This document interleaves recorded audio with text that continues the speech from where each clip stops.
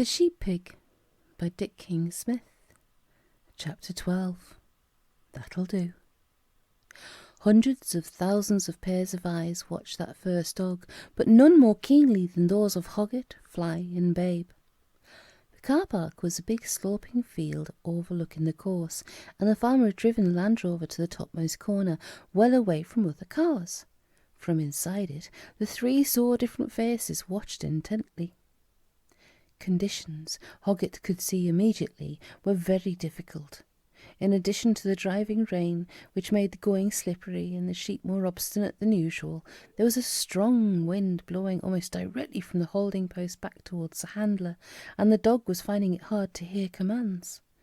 The more anxious the dog was, the more the sheep tried to break from him, and thus the angrier he became. It was a vicious circle, and when at last the 10 sheep were penned and the handler pulled the gate shut and cried, "That'll do," no one was surprised that they had scored no more than 70 points out of a possible 100.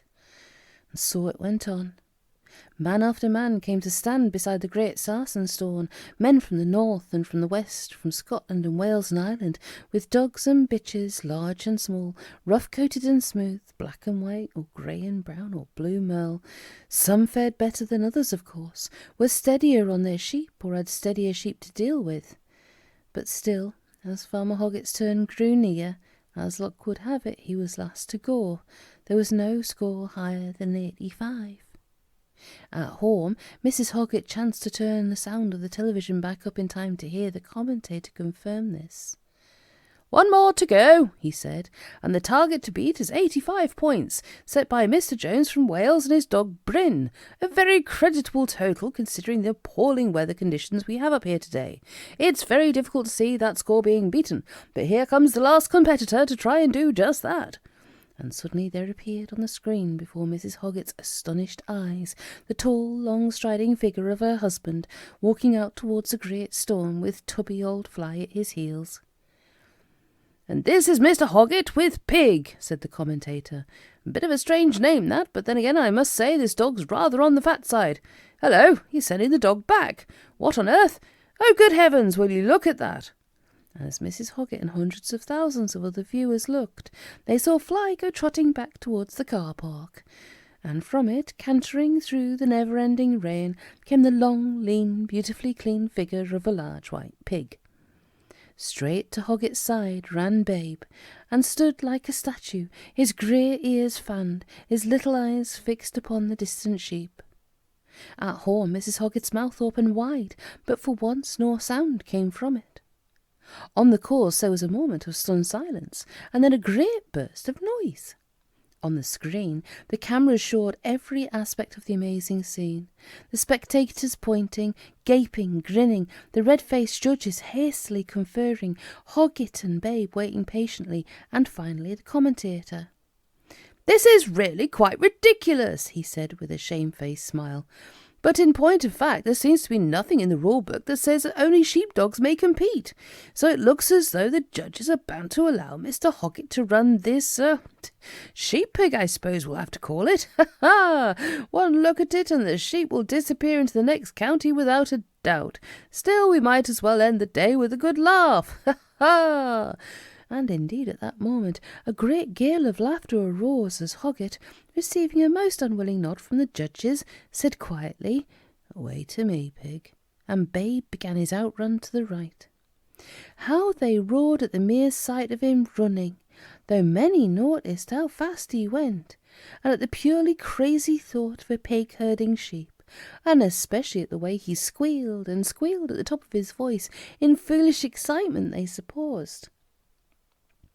But though he was excited, tremendously excited at the thrill of actually competing in the grand challenge sheepdog trials, Babe was nobody's fool. He was yelling out the password. "I may be ewe, I may be ram, I may be mutton, I may be lamb, but on the hoof or on the hook, I bain't so stupid as I look," he hollered as he ran. This was the danger point.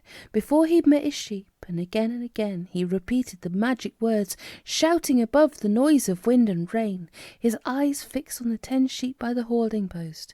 Their eyes were just as fixed on him, eyes that bulged at the sight of this great strange animal approaching.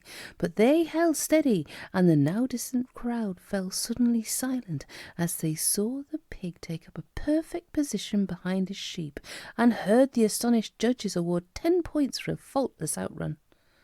Just for luck, in case they hadn't believed their ears, Babe gave the password one last time. "I bain't so stupid as I look," he panted, "and a very good afternoon to you all, and I do apologise for having to ask you to work in this miserable weather. I hope you'll forgive me." At once, as he had hoped, there was a positive babble of voices.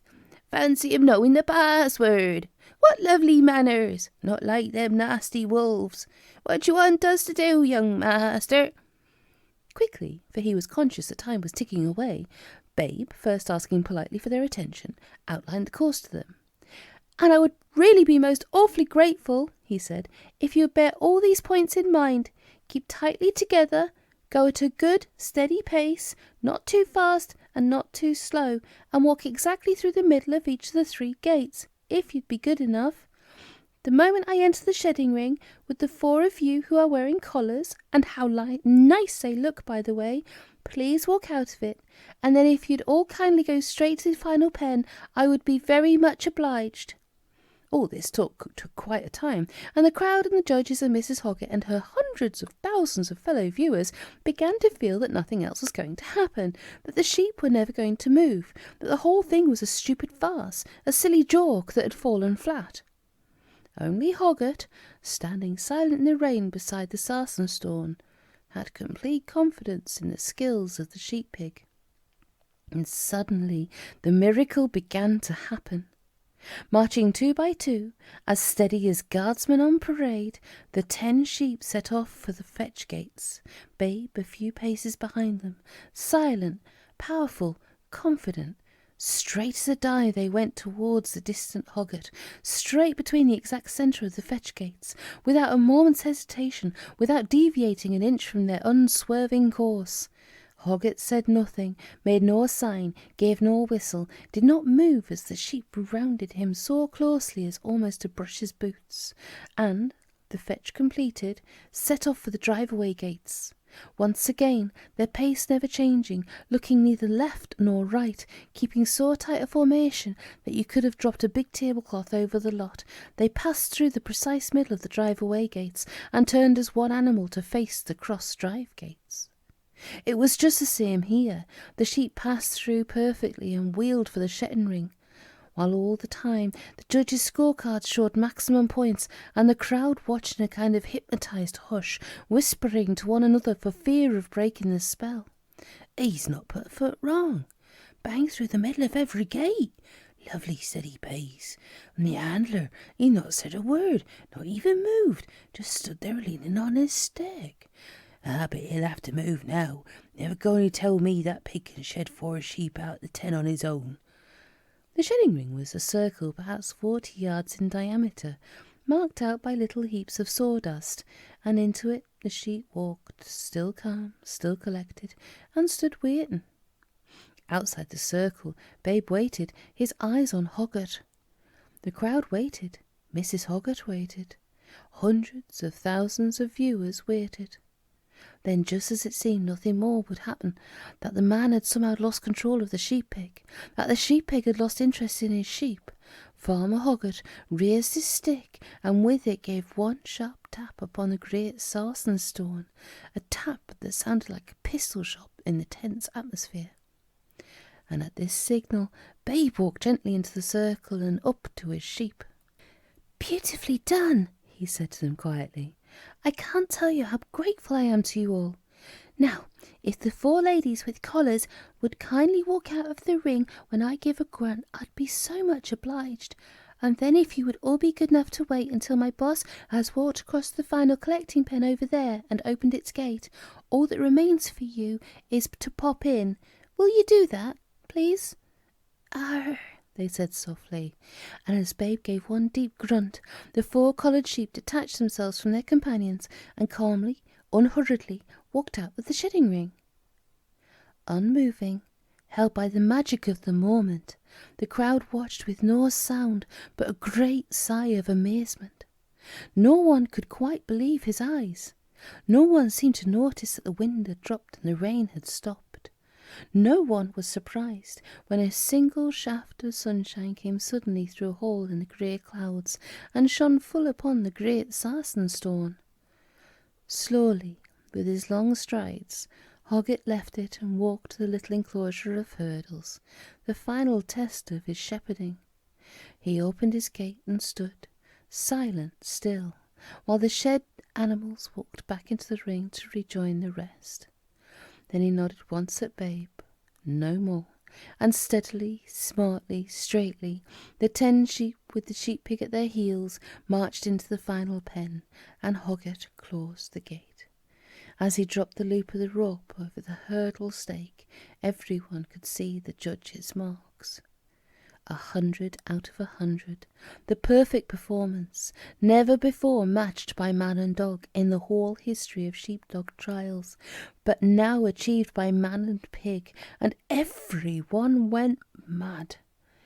At home, Mrs. Hogget erupted, like a volcano, into a great lava flow of words, pouring them out towards the 2 figures held by the camera, as though they were actually inside that box in the corner of her sitting room, cheering them, praising them, congratulating first and then the other, telling them how proud she was, to hurry home, not to be late for supper, it was shepherd's pie. As for the crowd of spectators at the Grand Challenge sheepdog trials, they shouted and yelled and waved their arms and jumped about, while the astonished judges scratched their heads and the amazed competitors shook theirs in wondering disbelief. "Marvellous! Marvellous!" bleated the 10 sheep, and from the back of an ancient Land Rover at the top of the car park, a tubby old black and white collie bitch, her plumed tail wagging wildly, barked and barked and barked for joy. In all the hubbub of noise and excitement, 2 figures still stood silently side by side. Then Hogget bent, and gently scratching Babe between his great ears, uttered those words that every handler always says to his working companion when the job is finally done. Perhaps no one else heard the words, but there was no doubting the truth of them. "That'll do," said Farmer Hogget to his sheep pig. "That'll do."